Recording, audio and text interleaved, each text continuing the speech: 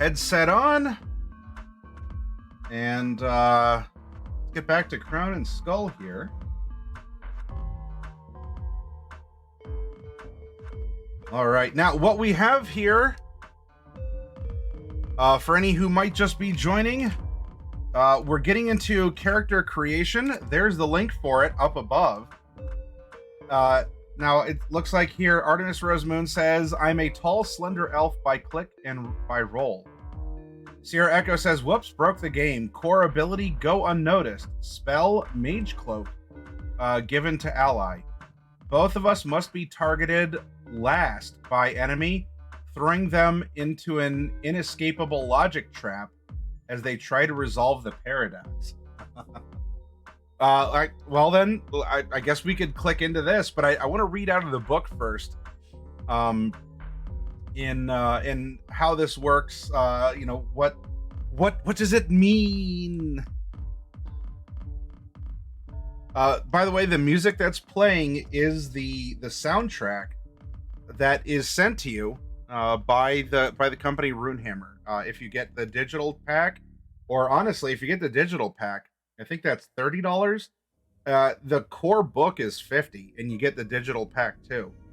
So there's that. Now, if you want the super fancy version, it looks like it's being reprinted as it's out of stock. That would have been a cool one to get in. But you know what? I said for tonight, let's support the authors. Let's give this a look. And I wanted to get in a physical book because, hey, you know what? I did get sent in a copy of Building Better Worlds by Free League. We gave that a look. I think we gave it an awesomely fair shake. I loved that. For this, I said, well, if I get a physical book in, why don't I also give that away to one of you out there so you all can start playing Crown and Skull as well? It doesn't do you all any good if I just sit here in the workshop. Yeah, I'm teaching it. Hopefully this motivates you to go out and play these games. But hopefully, if one of you has a book in your hands, that is even more encouraging for you to play a new game, to play a different game, try something new. Bane says, so Maddie, I was reading this silly Twitter feed, and I saw this response to WotC. Okay, what was said?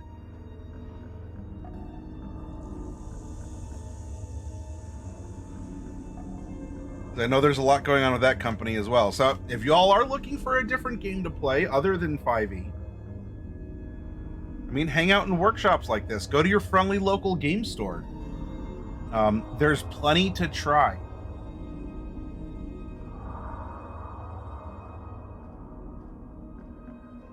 Bane is keeping me in sweet suspense.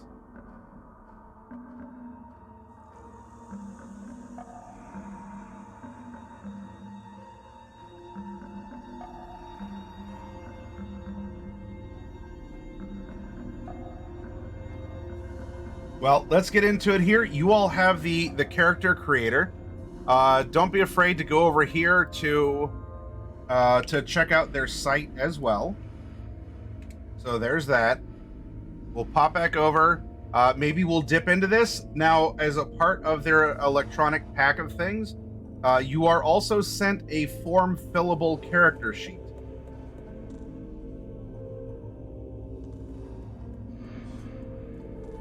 And so this is something that we can fill out together as well.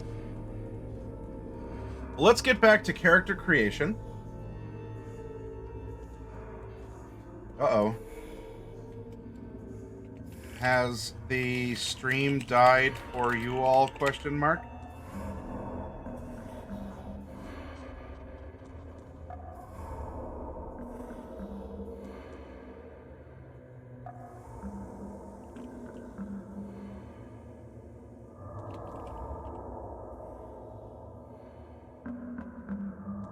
Oh no, well, if you're watching this on YouTube, sorry about that.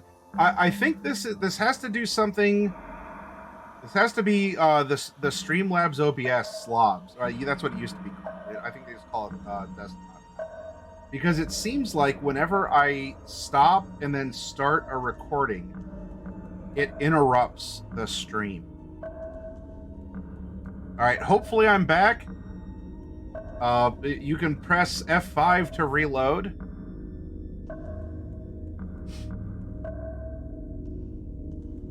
Hello, hello? Are we back from technical difficulties? I'm here if you are. Hello. All right. So I'm sorry. I'm here. Twitch chat. I was talking to people on YouTube who got to spend a minute or so with me in private. And I was telling the future YouTube watcher here. It seems like this happens on Streamlabs OBS on Slobs. Well, it's not called that anymore, but this happens on Slobs whenever I start and stop a recording, because this has been going on pretty consistently now, which is very upsetting. And is why? Why do you do this, Streamlabs? Oh, yep, no problem, Heretic. All you gotta do is listen as I narrate character creation. Once you have a sense for the basic flow of the game, it's time to get into some nuts and bolts decisions to build a playable character. Grab a Crown and Skull character sheet, or just use your trusty journal to jot down skills and ideas, or start drawing the ever-important character portrait. To build your character, for beginners, templates and prompts.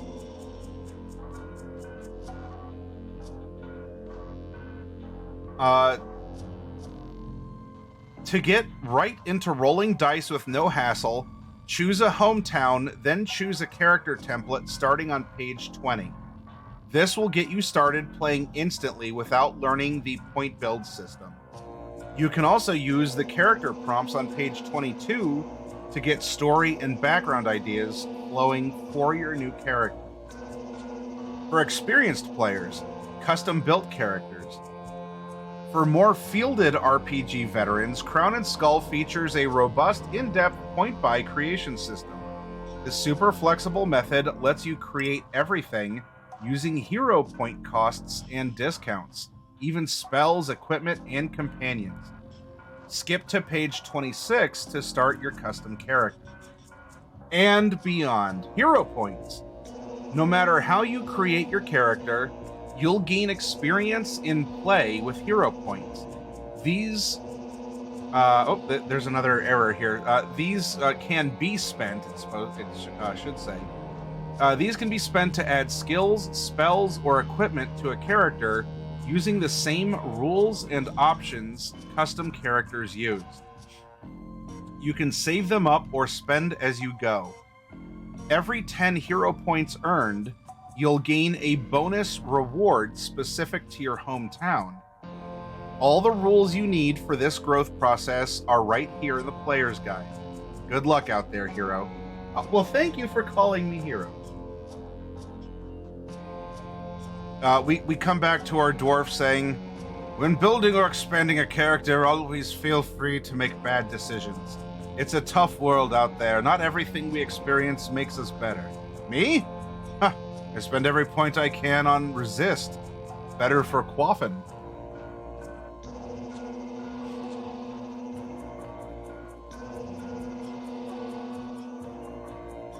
Hometowns. Forest Adventurer, your hometown is Gardenborough. In the far west, the elven forest town of Gardenborough serves as a waypost for the borders of Thrinn. The town itself is on a small rise with wooden fortifications and a great central oak tree that serves as the town square.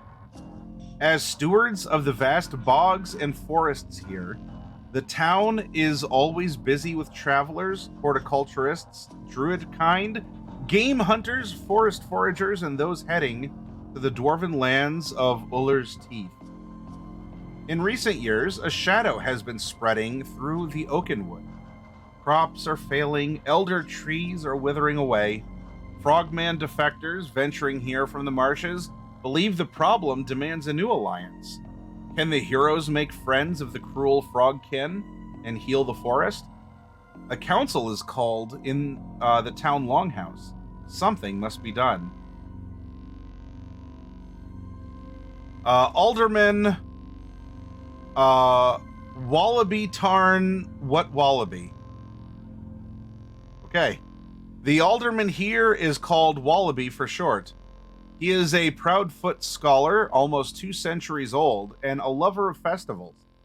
He relies on good counsel from many townsfolk. Local envoys and lords are widely known to adore the old fellow, coming from far and wide to offer gifts on his birthday. The Swade and Saddle. Gardenborough features a women's social club for food, drink, and reprieve. Any female character may stay here free, gathering information or restocking basic supplies at no charge. The only male allowed in these walls is a bumbling cook named Scooby. Selene, an elder hunter and forest warden, Selene is widely known as the oldest elf in this region. She was making camp here before there was a town at all and knows every nook and cranny of the Oakenwood and beyond. She is a descendant of the third royal line of Thrin, enjoying all the privileges of a baroness, but choosing a humble life. Selene will only become available to players for high-level or high-stakes endeavors, focusing her skills on saving the world, defeating titans, or undoing sinister schemes beyond Gardenborough's borders. Hi, Miller. Welcome. And what about Mountains and Mischief? Your hometown is Rivergate. Wealthy families have called this port city home for generations. The lucrative gem trade has earned Rivergate its fortune, so alliances with the Stormkeeper dwarves are ever strong. Recent conscriptions of dwarves to Runminier have diminished earnings from the mines greatly, earning the ire of the Wallcrests and other ruling families here. In recent days, adventurers have found abundant work scouting and serving as messengers for various groups moving to fill the vacuum in the mining trade. Against this busy backdrop, a new threat has made the roads deadly, even by day. Mysterious archers have been harassing travelers and residents alike, leaving none alive to identify them. A murmur of fear is spreading. Lady Wallcrest, the most widely respected figure in Rivergate, is a venerable baroness. Heir to the Wallcrest Empire, Lady Esmeralda Wallcrest. Well into her 70s, she has seen and survived it all, but held true to the old alliances and standards of the town. All city policy is approved and executed by her and her council of advisors.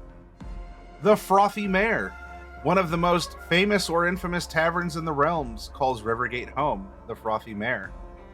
This chaotic multi-level inn, eatery, and house of revelry serves as a meeting point for all kinds of riverfolk, known for its cheese sausages and dwarven ale by the gallon. The lead barkeep is a red-mustached stout fellow called Barm. Thenaport Docks.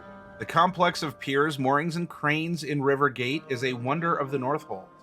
All manner of barges, fishing boats, and rivercraft gather here to load and unload cargo, conscript crew, and arrange expeditions to every corner of the world. So much wealth moves through these ports, there's an abundance of red cloak guards present at all times. These city soldiers sport 10-foot spears, and they are some of the finest fighters in the hold. Lastly, there is Slimshire.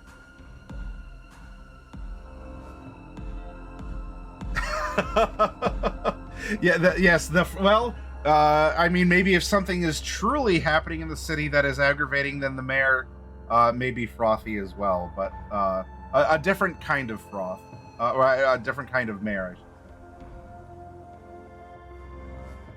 Dangerous Deserts, your hometown is Slimshire.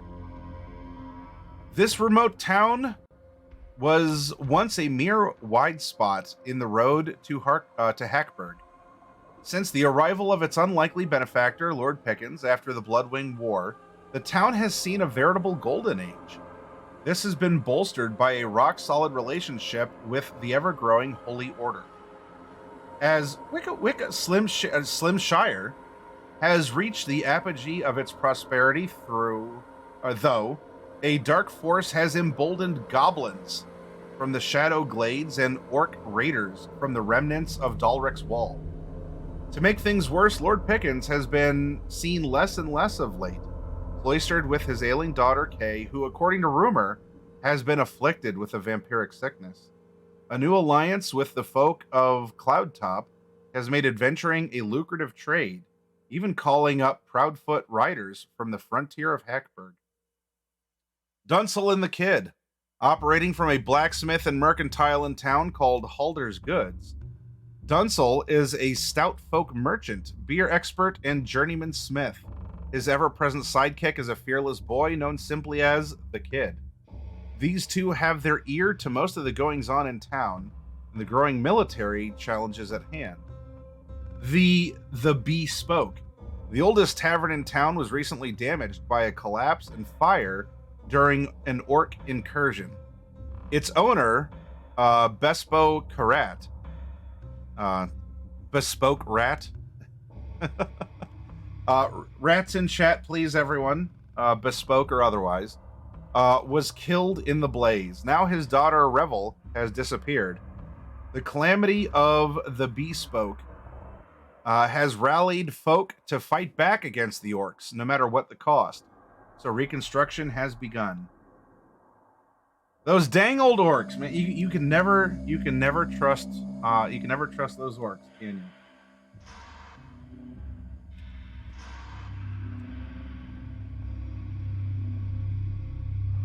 The Eye in the Well. As Slimshire faces the challenges of a full-fledged city, darkness has entered the dreams of its people. The dream is always the same, descending into a pit of wet stone, beyond the lightless water, deeper, darker, until... Yes. Oh, yes. Thank you, Jurassic. Good to see you. Bane and his orc friends. I know, and it's everything that Kobold Sprite can do to try and hold him back. The dream is always the same, descending into a pit of wet stone, beyond the lightless water, deeper, darker, until a single yellowish eye opens in the murk. The dread of this dream intrusion is slowly growing in Slimshire, but its nature, origin, and solution are completely unknown. Some doomsayers claim the Goblin-Orc Alliance and the Eye are somehow connected. New to Crown and Skull and eager to jump right in, once you and your players have chosen your hometown, simply choose a template below, choose your equipment, add up all armor for your defense score, 6 plus total armor worn, give your character a name, and you're ready to go. Look, goblins aren't that bad once you get past the smell, says Bane. Alright, if you play a soldier, you specialize in weapons and armor. On adventures and quests, your allies look to you to take a beating and see foes dispatched. Your flaw is that you're stubborn. You set your mind to a thing with tenacity. Your core ability is Battle Master. Damage dice rolled maximum are rolled again. There is no limit to the number of times a dice can... there we go. Exploding dice. We talked about that earlier. We used to do a 10 keep 10. Which was old terminology from a prior edition of 7th Sea, which that edition used the D10, the keep system. Exploding dice is another term for that. Skills: armor 8, evade 8, knowledge, military tactics 8, and muscle 7. Equipment: choose 9 points of basic equipment and basic armaments. Adventurer: you're a nomad, a hunter, a road walker. You thrive in the ruins and wilderness, seeking treasures and truths. Your flaw: you have a grudge. Choose a monster you just can't stand. Core ability: uncanny shot. Roll an extra damage die with all ranged weapons and ignore 1 defense on all targets. Your skills: forage 8, hunting 7, jump 9, stealth 7. Now remember, in this game you want to roll under... on a D20. At or under. Hi, Woden. Equipment: choose 9 points of basic equipment and basic armaments. You could be a sage. You are a learned researcher, keeper of books, mind of science, history, and the arcane. The writing desk is your home, but adventure calls. Your flaws: you're timid. Only choose phase 4 or 5. Core ability: empath. Gain the investigation, streetwise, and oratory skill at value 7 free of cost. Skills, medical 10, magic 10, investigate 8, and the empath skills. Equipment, choose 6 points of basic equipment and basic armaments. Choose any 2 basic spells. What about the smith? You're a hardy worker of materials and tools.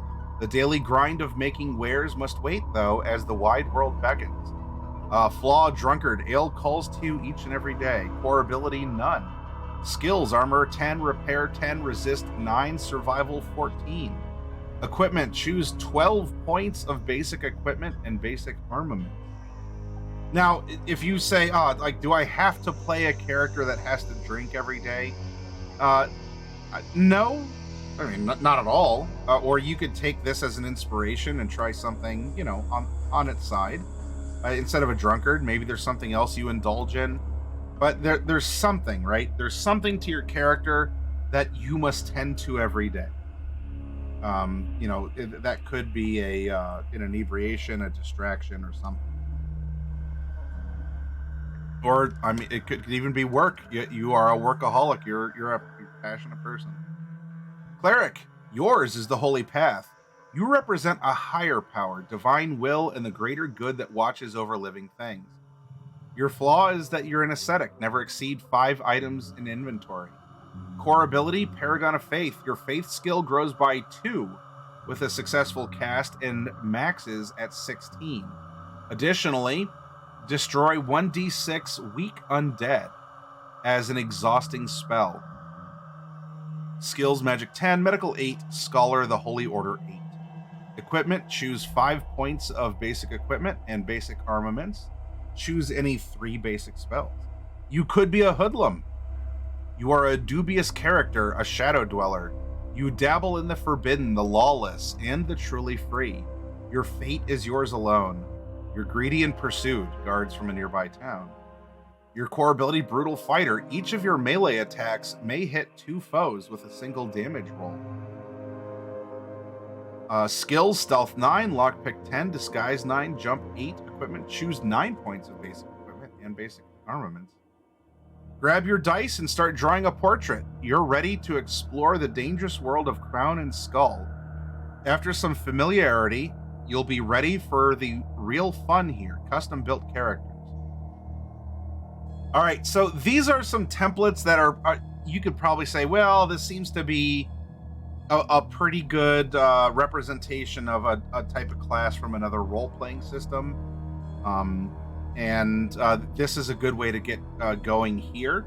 Talk to your GM about a different flaw altogether or something inspired by the one that's here. I do get the idea that this is going for, though, especially with your hit points. Your hit points being your equipment and your skills.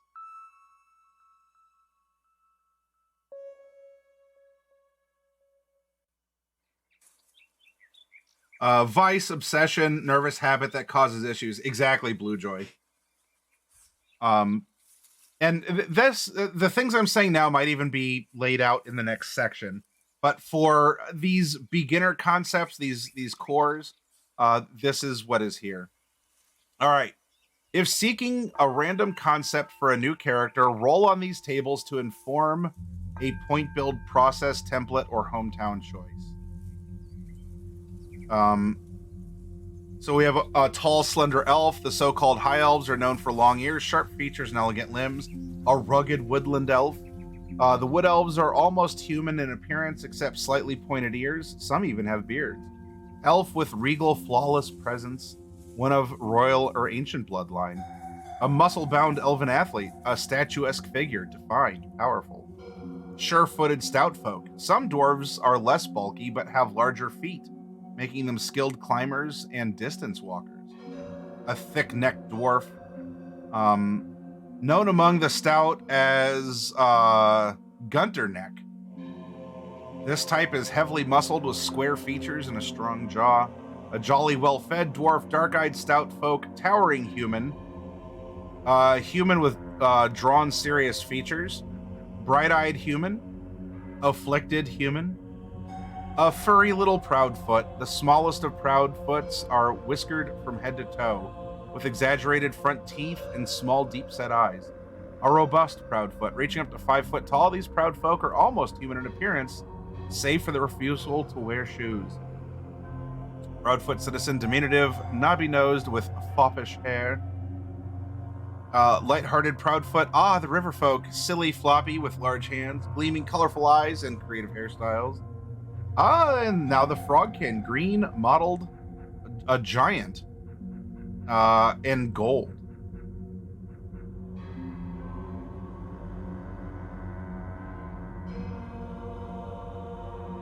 In traversing the frontiers of life, each of us have a few trusted things, garments or possessions, we trust beyond all others. So we're equipped with what? So we're a person who tends to be equipped with something. We go through all the combinations here, tools and gadgets, a mighty spear, a many-pocketed great cloak.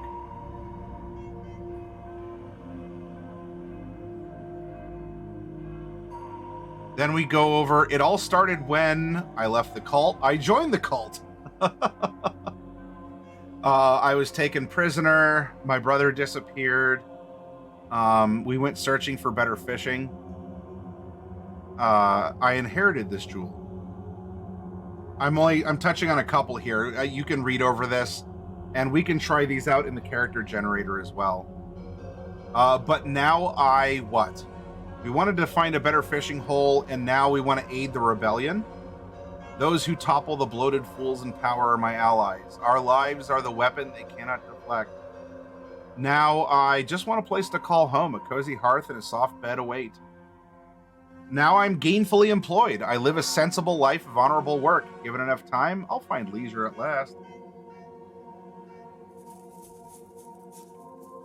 Crown and Skull really shines most when using the custom creation system below. Hero points are used to buy every detail. In the following pages, you'll find everything you need to build a fully custom character. If you have an idea that isn't listed, just work with your GM to add new bits. So step 1, starting points. All characters start with 50 hero points to spend on their build. You'll be keeping track of your running point total as you work, so don't be shy with making a mess on the page. Step 2, choose flaws. Visualize your new character. What is a weakness or stress point for them?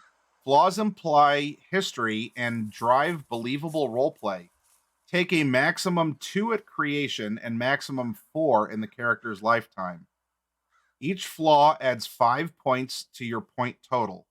Flaws are entirely optional. Track your new total and move ahead. Core ability. Choose a core ability and deduct 15 points for its acquisition. This is one of the most useful mechanical aspects of your character, and you can only ever choose one, so choose wisely.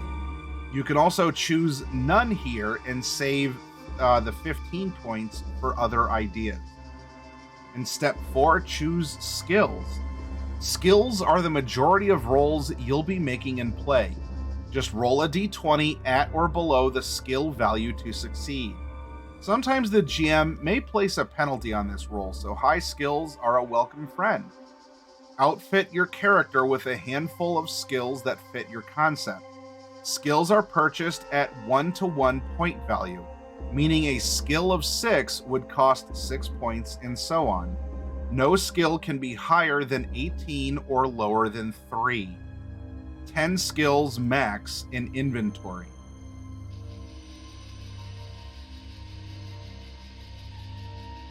So remember, at or below. And if you want to think of this in percentages, on a d20, each face is 5%. So if you have a skill at 3, you have a 15% chance to use it successfully.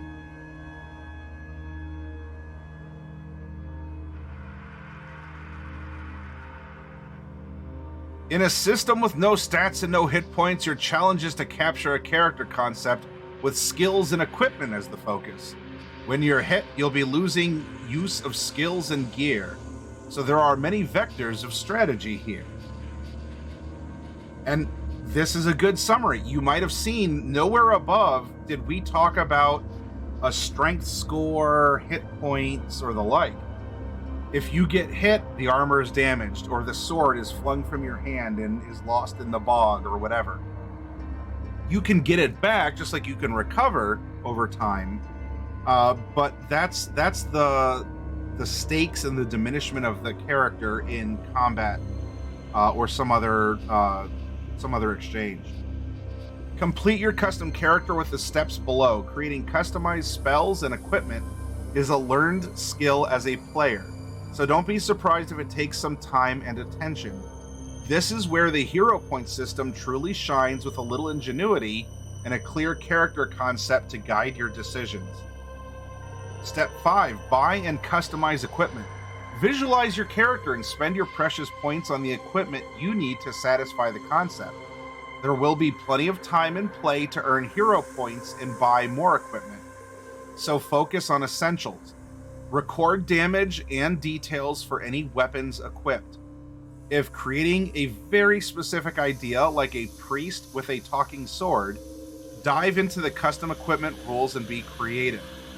Add the total value of armor equipped and record it as your defense. You'll roll a d20 at or under that value when attacked. Keep track of final costs and move ahead. 10 items max in equipment inventory. Step 6. Buy, customize, or scratch build spells. Of all the steps in custom character creation, none is more nuanced and DIY, do-it-yourself, than creating spells. This takes a flair for magic creativity, a good handle of effects and limitations, and your GM to make a few calls on the magic you're creating. All this odd work will be especially satisfying to the dedicated wizard player. For even more options, see the Path of Magic. Step 7. Acquire and customize a companion. If your character concept includes a small familiar, falcon, pet, or mount, use these rules and pay the points needed. Step 8. Choose your lineage. There are 5 lineages to choose from. There's another bloop here in the PDF. Each offers a bit of flavor for your place in the world. It dropped one time for me, Kragar. I haven't seen a notification for a second time.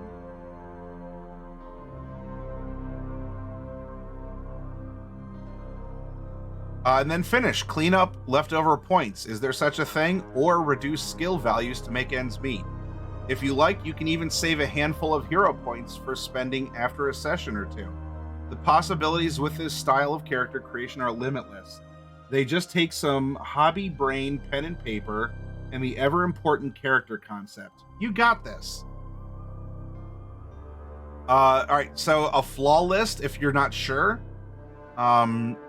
Things that make you unique, but also prove a challenge in time. Flaws. Each flaw earns 5 points, maximum 4 flaws over a character's lifetime. So you can take up to 2 at the start and have a maximum of 4 overall.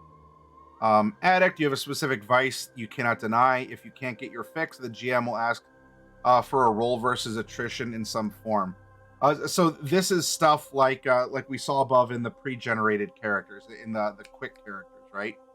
Drunkard, your drinking wavers between revelry and tomfoolery. Beer and wine drain your pockets and frustrate your friends. Disorganized, where do you put that? When seeking anything but your most used items and armor, roll 9 or less on a d20 to find it. Just a kid. Hey, I'm just a kid. Never exceed 6 skills. A phobia, fear of a common thing. In its presence, no roll can succeed. Sickly.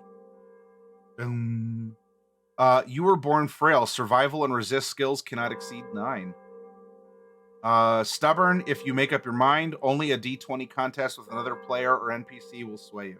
So you see where there's you have a lot of freedom to even to make your own, but work it out along these guidelines with your GM.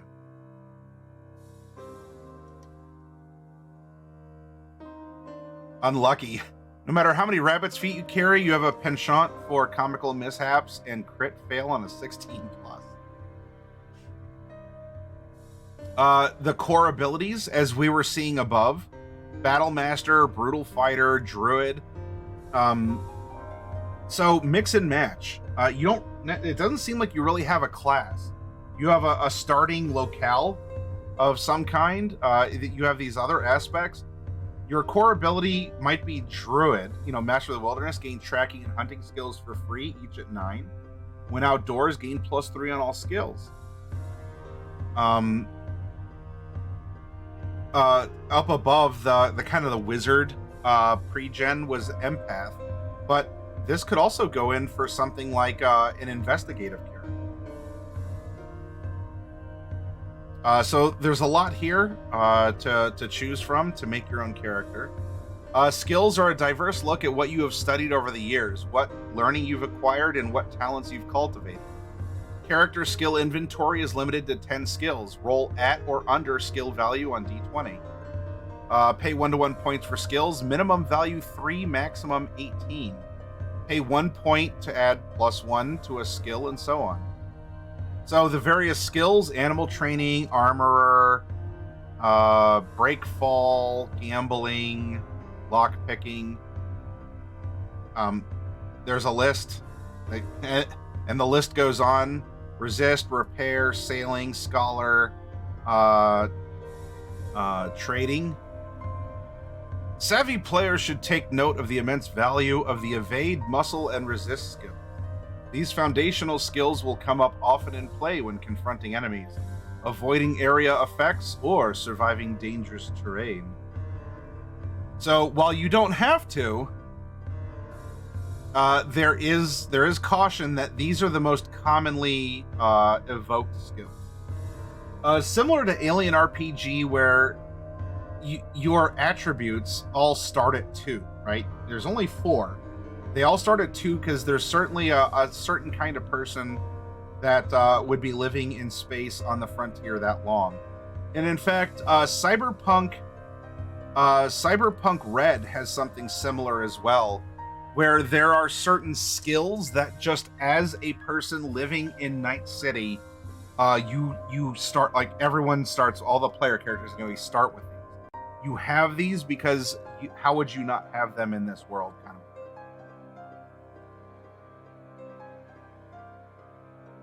of. Basic equipment list: backpack, carry 2 additional items, torches, flint and steel. So a lot of things here. And remember, these count as hit points as well. In a sense, they count as hit points, as how long you can endure something.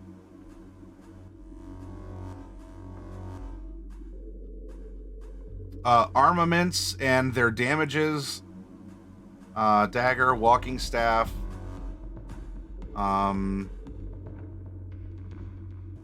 short bows, long. Yeah, so your inventory is here.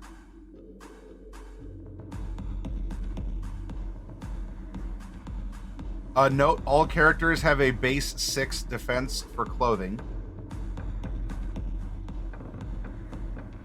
And if you look here, there's some extra bonus things. If you're wearing a cloak, it might only give you a +1 defense if you're wearing clothing, although if you're not wearing clothing, what would that be? A 5? But if you're wearing a cloak, you get a +3 to the stealth skill. So if you didn't have it before, it starts at minimum 3. Otherwise, if you have it and you're wearing a cloak, cool. Not only does your armor go up, you are getting a little bonus to your stealth skill. Meanwhile, a chest plate, -3 stealth skill, and you cannot swim. Wood shield, absorb 2 hits before attrition, where you lose it. Absorb 3 hits before attrition. Clumsy, ignore attrition from arrows from the tower shield. Defense is a crucial aspect of your Crown and Skull character. Anytime enemies attack, they make no roll. It's up to you to roll defense. All characters receive defense 6 at no cost. Basic clothes. Add additional armor values to determine total defense value. Damaged or destroyed armor no longer contributes to this value, max 18. So there you go. I'm making it up here and now. If you're naked, you have a defense of 5. You have a 25% chance to not get hit if you're naked. Using backup armor. When loading up on armor, duplicates can be carried, but only one of a type or body location can be worn to boost defense. You can't wear 2 helmets, for example. That said, backups can be carried in your 10 item slot, or in your 10 item slots, not 10 items slot. But only one of a type body location counts toward your defense. Backup armor is just as vulnerable to attrition as worn armor or any other equipment. This gives tank heroes many vectors of strategy. Damage or destroyed. When hit by an enemy, you can cross off a piece of armor as your attrition. Most commonly, this means the armor is damaged beyond use. Some foes with corrosive or sundering attacks will destroy armor, not just damage it. Delete the item from your inventory permanently. The armor skill. All heavy armor fighters worth their weight are trained in the repair of armor. This skill allows an armor user to self-heal with a successful skill roll. Fallback, strap down a dented bracer, charge. Precious space. With the tightly limited inventory of your character, you'll find that there's often little room for armor, forcing the kinds of tough choices that make teamwork essential. I carry 3 shields most days, and a canoe paddle for good measure. I find that schlepping the damn things is better than fighting back a pack of ice wolves with a pair of mittens and harsh language, but that's just me.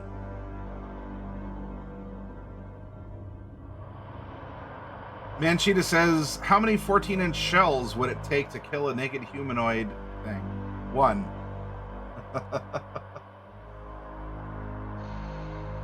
Also, hi Manchita, if I didn't say that before. Gear is king for the life of an adventurer. It's cheap, lying around, and often quite awesome in creative hands. In Crown and Skull, hero points can be used to acquire and upgrade equipment.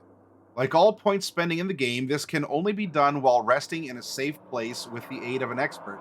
In this case, a smith, mentor, or artificer. Gear is like most things in Crown and Skull. It has a base cost, gets more expensive with effects, and earns a discount with limitations. This allows you to buy a super simple dagger or craft a very specific magic item, all with the same value system. Any given effect added to gear can only be applied once per item, though an item may have multiple effects. 1 point gear, D6 weapons plus 1 armors. Small weapons, pouches, rope, lantern, torch. 2 point, D8 weapons plus 2 armors. 3 point gear, D10 weapons plus 3 armors. 5 point gear, D12s plus 4 armors. Firearms, siege weapons, war ready equipment, and armor. Keep it simple, laddie. Pay an extra 3 points to make that sword deadly.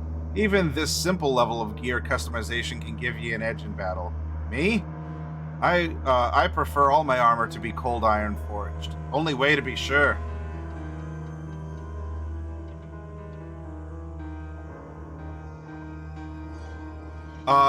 So here's the custom equipment: deadly weapon, an additional damage die, lucky weapon, critical fails, incur no penalties. After inflicting damage, target bleeds. The same damage, D4 rounds.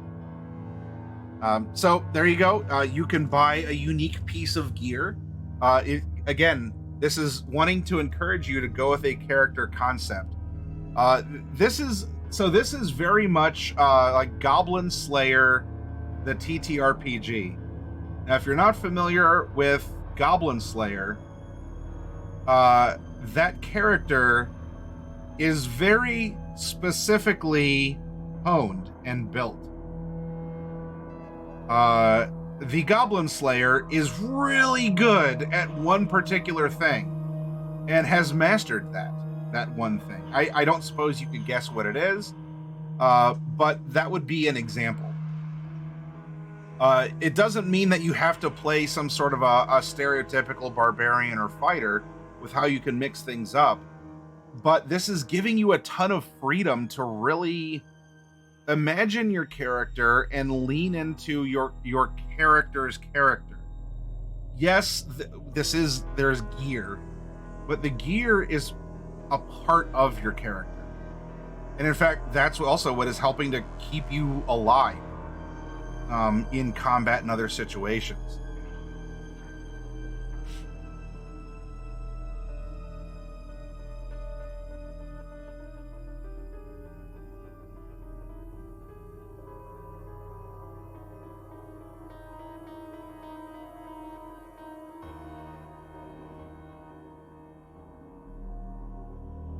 During play, your character will receive hero points for completing sessions.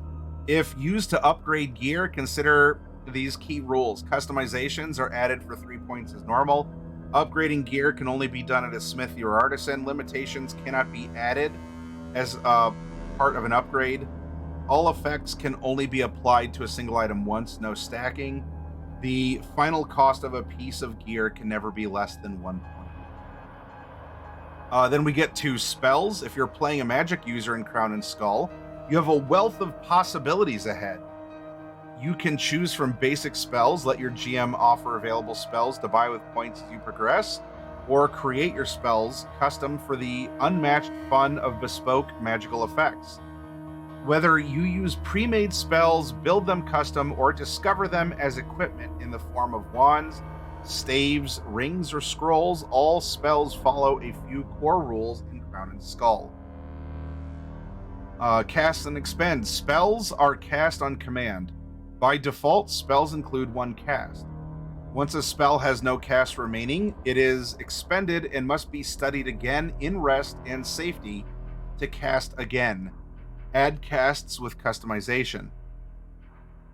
The magic skill is rolled to contain infernal and unstable spells or utilize the wizard savant ability. It is also used as a defensive measure against enemy spells and effects in some cases. By default, all spells require audible words and gestures with both hands to cast. This must be remembered when casting under duress, when using equipment, or when speech is suppressed or disrupted. The default duration of a spell's effect is 1d6 phases. If an effect is to conclude on the caster's action phase, it dissipates at the end of that phase. Upgrade effect duration with customization. The default effect output of a spell is 1d6. This could be damage, for example. This amount can be upgraded with customization. All spells require touch as the default range to cast. This can be upgraded to ranged or area with customization. Hi, Vlad. Good to see you. Well, thank you.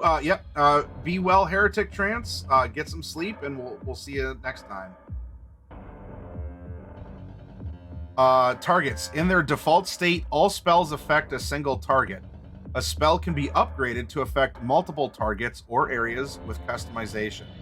And so here we go. So in this case, you're also getting like a signature spell, like 1, maybe 2. Though you can make the spell your own. In this system, you might actually be the only person with Fireball. You just have to build your Fireball, and it becomes your Fireball in that instance.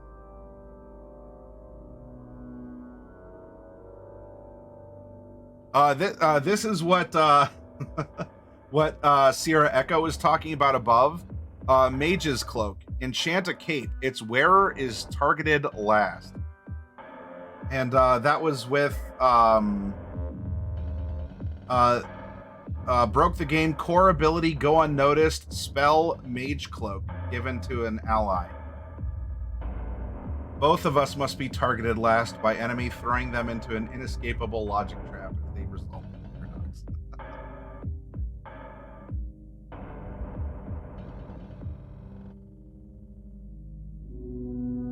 When using basic spells in play, answer almost every question with the defaults mentioned on 37.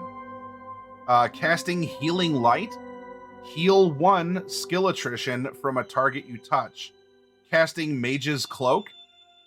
Touch the target cloak and its wearer will be targeted last for 1d6 phases. These default values should feel limiting quickly to the magic user. That is when useful upgrades like powerful, lasting, or dice upgrade can be bought with hero points. Considering the defaults on page 37, you'll be feeling flimsy with touch-only spells at your most basic level. Always consider throwing the ranged upgrade on basic spells right from the get-go for 3 points. Trust me on this one.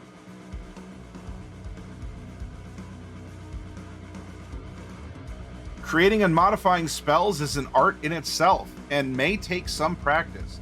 Much like the wizards of old, you'll be scheming how limitations and effects can counterbalance one another, or how a simple upgrade could make a basic spell all it needs to be. Settle into the ancient library and ponder the mysteries of custom spells. The simplest way to begin your wizard's journey is to customize basic spells. Once you have some hero points to spend, consider these options. Spend 3 points for each new effect to be added. Add limitations, reducing spell cost by 3 for each, 1 point minimum cost. You must be in a safe place to customize spells. No single effect can be stacked more than 3 times total. When basic spells no longer fulfill the desired level of magical craft, you are ready to create spells from scratch. This assumes you have a solid working knowledge of spellcasting in general, with specific outcomes in mind. Here's all you need to know. Give the new spell an evocative name that implies its function. Select one effect as focal or use a basic spell as a starting point. Stack on effects as desired, tracking cost as you go. Each effect raises the spell cost by 3. No single effect can be stacked more than 3 times total. Add limitations to the spell to get its cost down as needed. Each limitation reduces the spell cost by 3. Cost can never be less than 1 point. You must be in a safe place for 1 day or more to create new spells. Check in with your GM to get the final approval on your new spell. Wizards have many ways of studying their craft. As an introduction to spell creation, consider visualizing a well-known spell from your role-playing past. Blasts of Fire, for example, are a staple for all adventurer mages. Use the spell creation rules to create such a well-known spell, getting a feel for effect and limitation combinations. Don't see what you have in mind? Work with your GM to add effects or limitations as needed. Choose desired spell effects below, or roll a d4 for group and a d12 for effect. This method can also be used when finding scrolls. So boost an upcoming damage roll, select a specific substance. You can now breathe easily. So you're getting a lot of mutability, and you can put a lot of your own imagination into your character, not just with equipment, not just with your skills, but even your own spells can end up just being your own spell.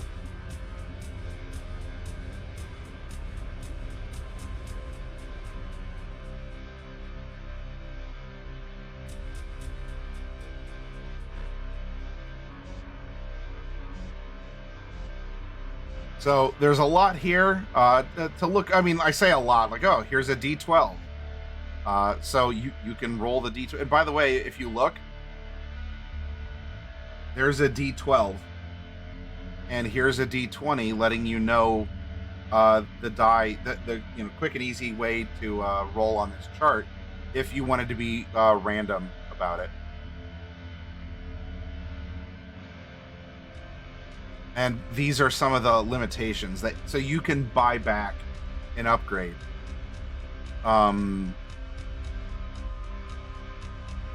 So if you want to create a certain custom spell, save 3 points on upgrading it, but it can only be cast in a safe place.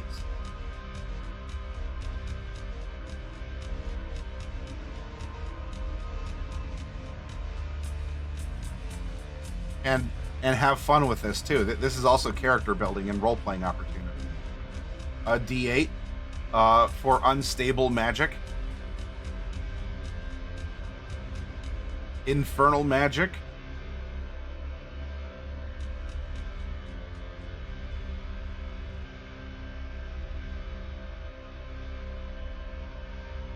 Kazaban was mad with his search for spells.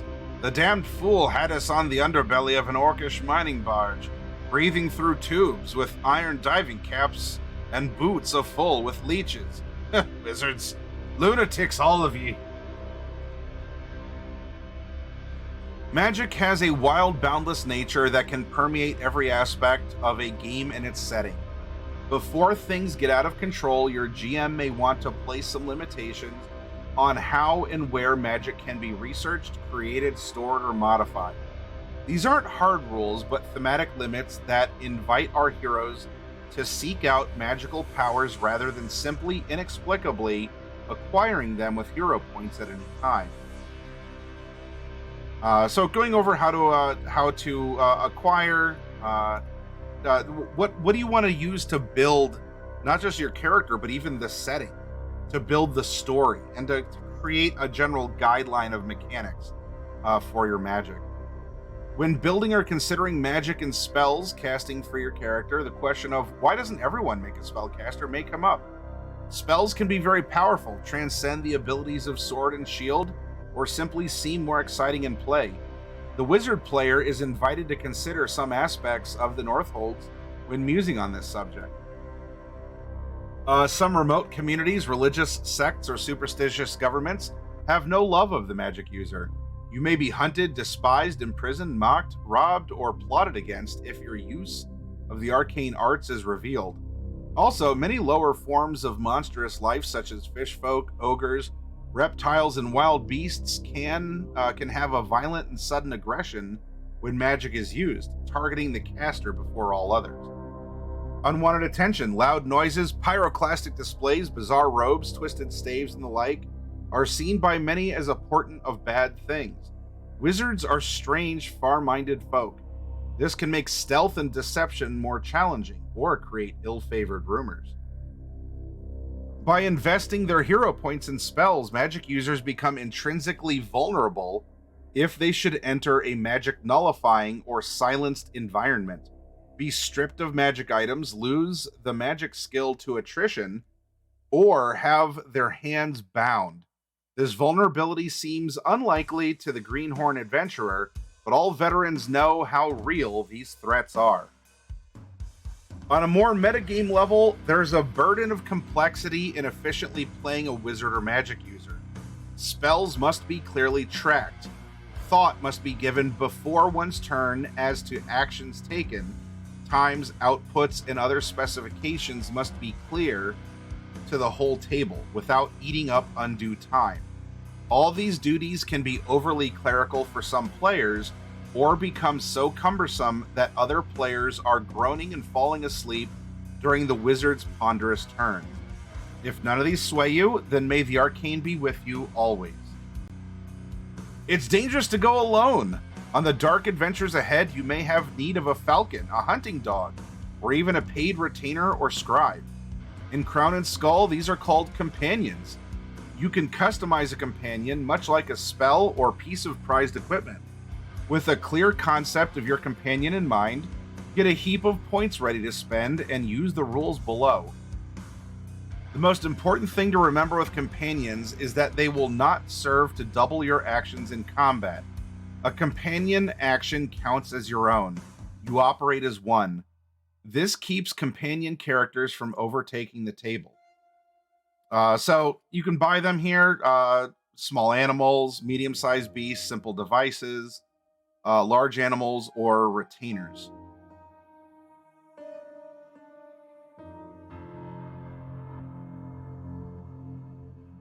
Character creation, companions. So here's the companion skill list. So you can build your own, and you might have two, like a Beastmaster or Rangery style characters, and yet, despite that, that's really the concept. And these two characters can be vastly different, or both have the same falcon, and yet the falcons themselves may do tremendously different things.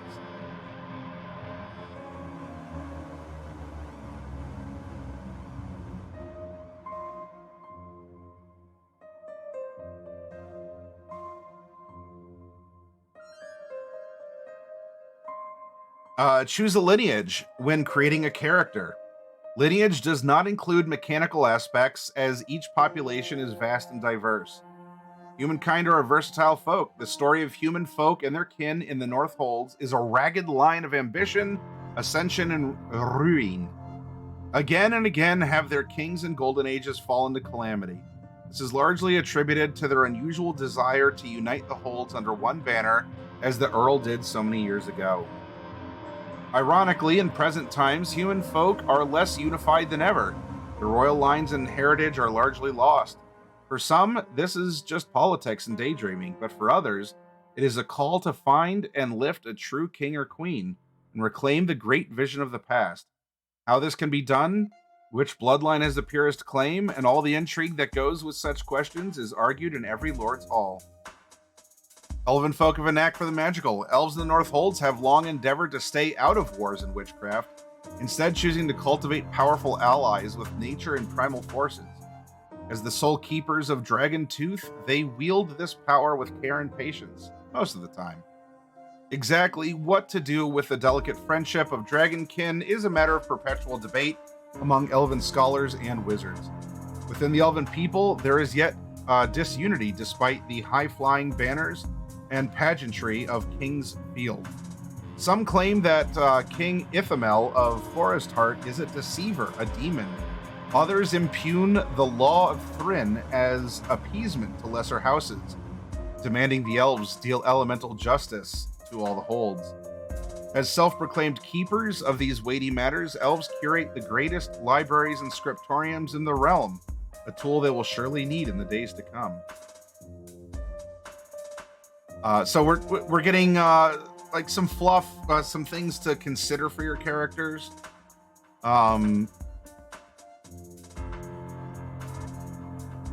With all these tools, prompts, and options available to you for creating a character, there's one last origin method to consider: discovery. This method places your character in a vulnerable state of amnesia with little to no equipment. This method can be exciting for newcomers and veterans alike, but asks a bit of lifting by both player and GM. If your group is using discovery-style character creation, much of who your character will be relies on the nature, details, and themes of the opening moments. These can be summarized in 3 parts. Where does the story begin and why is it cool? A remote cavern, a dismal tomb, a sinking ship? Choose something everyone is excited about.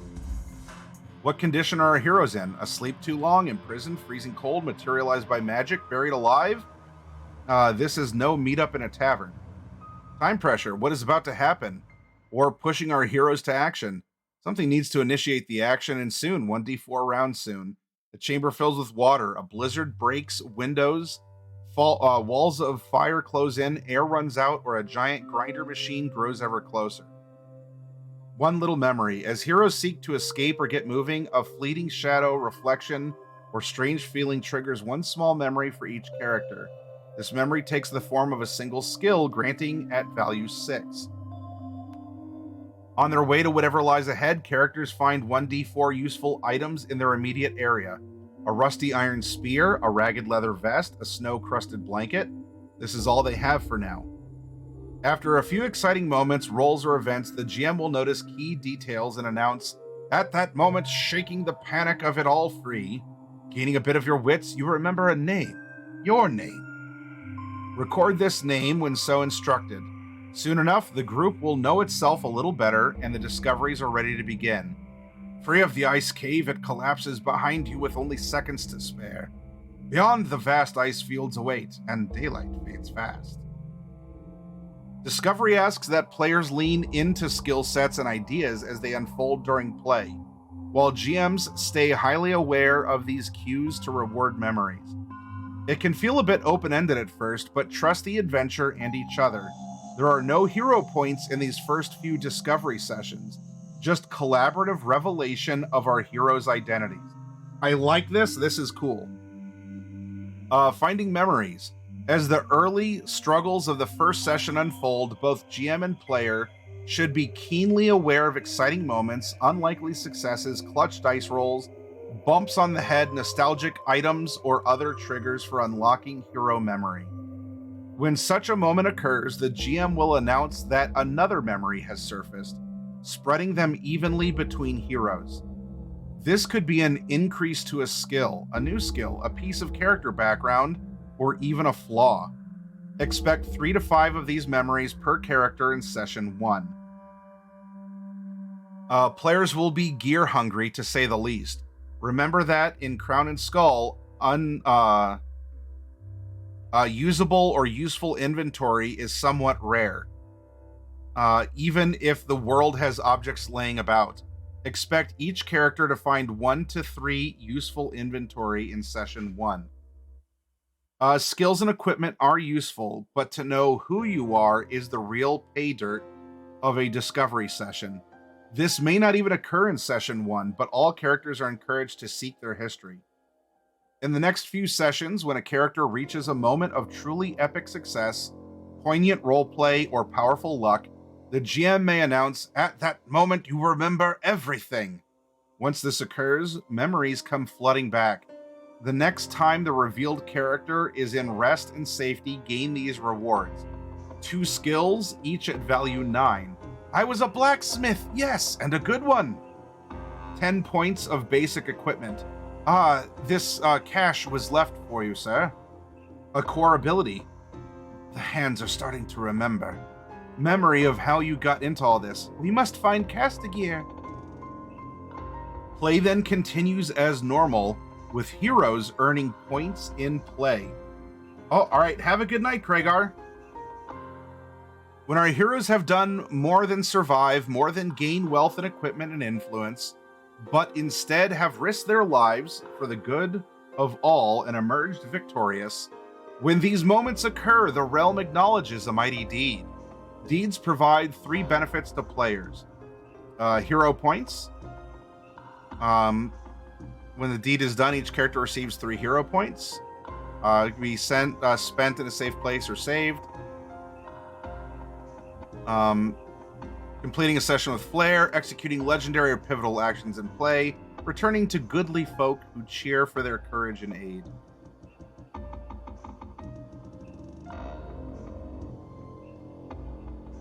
Closure. Normally, the dangerous situations facing ordinary folk get worse and worse until our heroes come to help. Once a deed is done for such people, the decay of circumstances finally halts. This lets players move on to other exploits with no worries or loose ends. With the goblins vanquished and the caverns destroyed, Garden Burrow will never be threatened again. Or renown. When word spreads of the heroes' mighty accomplishments, bards and poets will begin to assign them titles and nicknames. The sound of cheering townsfolk and laughing goats. I may have gone soft in my golden years, but there's no better feeling in life than to return to folk made safe. Have an ice cold bath and drink until the sun rises anew. To the crown! Yeah, I very much agree, James. In Dungeons and Dragons, I like something like a level 0 character, which, depending on the edition, let's talk 5th edition, is race and background only, and you don't get your class. You don't get your class until you get your classes. You get your classes hit points. But anyway, I mean, it's customizable. You don't get your class until after that intro. You know, whether it's a kid adventure, level 0 adventurers, that sort of a thing. It's a fun way to do it, and to get the characters bound together, working together, and ultimately that have unique skill sets. Renown is the inevitable result of heroic action acknowledged by folk of the realm and GM alike as deeds. When these pile up, the honor of title is bestowed on our band of adventurers. Here are a few guidelines. 3 deeds. After a few exploits, our hero group receives a title derived from a famous doing. Examples of this could be Spider Slayer, Boulder Breaker, or the Wild Man of Mooncrest.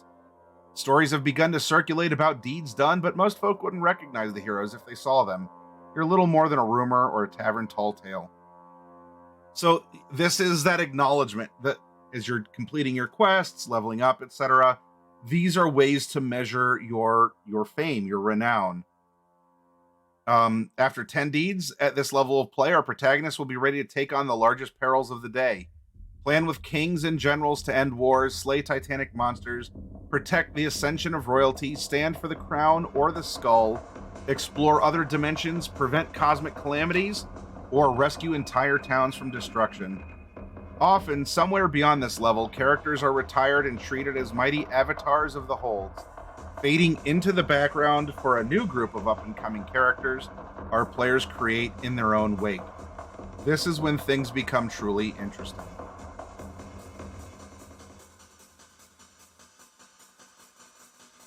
After several perilous chapters, a character earning 25 or more hero points in play, not at creation, will earn the attention of mighty forces. This hero is ready to make the ultimate choice, the crown or the skull. Once this threshold, in CinemaSins, by referencing the title, it's like, roll the credits. This hero is ready to make the ultimate choice, the crown or the skull. Once this threshold has been crossed, the GM will find an opportune moment to pose this question as part of the ongoing story. The deliverer of this choice will be a familiar lord, king, mentor, or trusted ally. Larger forces are at work, and a call to greater duties arrives at last. You stand before me, a hero of the realm. Your deeds have not gone unnoticed. No longer can you chase whims or petty treasures. Yours is a mighty calling, adventurer. Make your choice. With that, the king opens his hand, revealing 2 silver rings. One is carved with a 7-eyed skull, the other a high-tined crown. He waits patiently. All eyes are on you. Since the fall of the world's unity 3 decades ago, many heroes have faced this choice. It has become tradition, a sacrament to lend order to a chaotic world. The crown is not simply the good guys, nor is the skull wanton evil. The question is a matter of alignment with larger forces at work in the North Hold. For players, your job is to announce when 25 hero points have been earned. For the GM, you are charged with weaving this choice into the campaign naturally. Before we look at what's at stake, here are a few pointers. Sacred Right. When presenting this moment in play, GMs, be sure to pause the story a bit. Revel in this moment. Heralds take the knee, trumpets sound. For added effect, offer 2 actual rings for the players about to choose. Spare no bravado in their presentation. Consider the groups. Some groups may prefer to all reach the 25-point threshold together, some independently. Survey their preference. This choice is only offered once. If a hero refuses to choose, they will be scorned widely, possibly deemed an enemy to all. Those who choose the crown will join an order of protectors, knights, and heralds sworn to the well-being of the realm, the sanctity of all life, and the upholding of ancient codes. They swear to honor.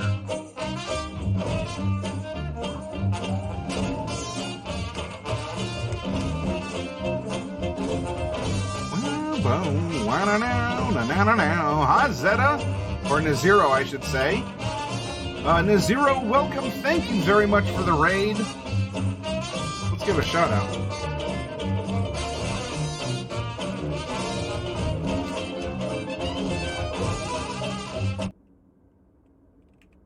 There we go. Thank you for coming by, Naziro. So I shared your Twitter art from earlier in another community I'm in, and it got a Final Fantasy 14 high quality reply. So there you go. I'm showing you around to some other people, and I wanted to share that with you, that you got the high quality reaction. So what do we have here? Those who choose the crown will join an order of protectors, knights, and heralds sworn to the well-being of the realm, the sanctity of all life, and the upholding of ancient codes. They swear to honor the decrees of kings and queens, to serve as a beacon of truth and loyalty. Gain 6 hero points. Choose any 1 crown skill at no cost, value 9. Choose any 1 crown equipment at no cost. Take the crown sworn flaw. If you disobey a royal summons, edict, or order and are caught doing so, the penalty is death. Gain a ring of the Anvil's Light. Roll 9 or less on a d20 to heal 1 skill attrition for all close allies. Also, add plus 1d4 to their defense until your next turn. I knew it! Sound the bells! Bring forth a silver cloak and goblet of ale. The ranks of good have another in their phalanx. Look, ye evildoers, on this fellowship, on this shield wall and despair. I honor you, Crown Sworn. To those who choose the skull, will join no order, swear allegiance to no one, and walk the world as a masterless rogue. They will spare no method or dark power to see their deeds done. They trust their own wisdom over the laws of kingdoms or motives of kings. Free to choose their own path, they will be honored by others who stand defiant, self-contained. Gain 9 hero points, choose anyone's skull skill at no cost, value 9. Choose anyone's skull equipment at no cost. Take the Ronin Flaw. Unless in disguise, you will be identified and unwelcome in any high hall, throne room, council chamber, or royal household. Even in taverns and markets, you will be seen as suspicious. Gain a Ring of the Skull. When you make a kill, gain 1d12. Store until desired to add or subtract from any roll you make in the future. Fascinating. I see in you no need for the straight path. No lord or land will you keep. No law will you endure, Shadow Walker, King Slayer. So be it, but choose wisely how you use this mighty freedom, Ronin. A skull with too many enemies is short-lived. Until then, I bid you good luck. Go.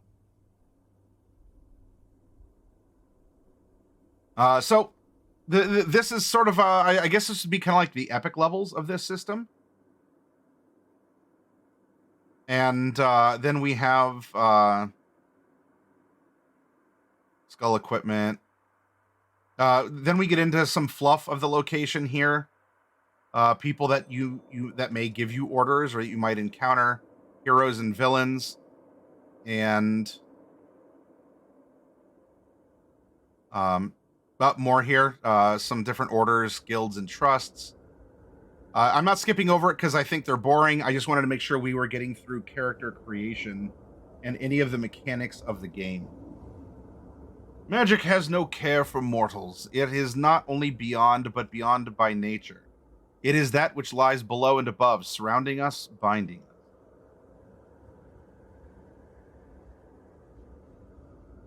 And this gets into the specifics of magic.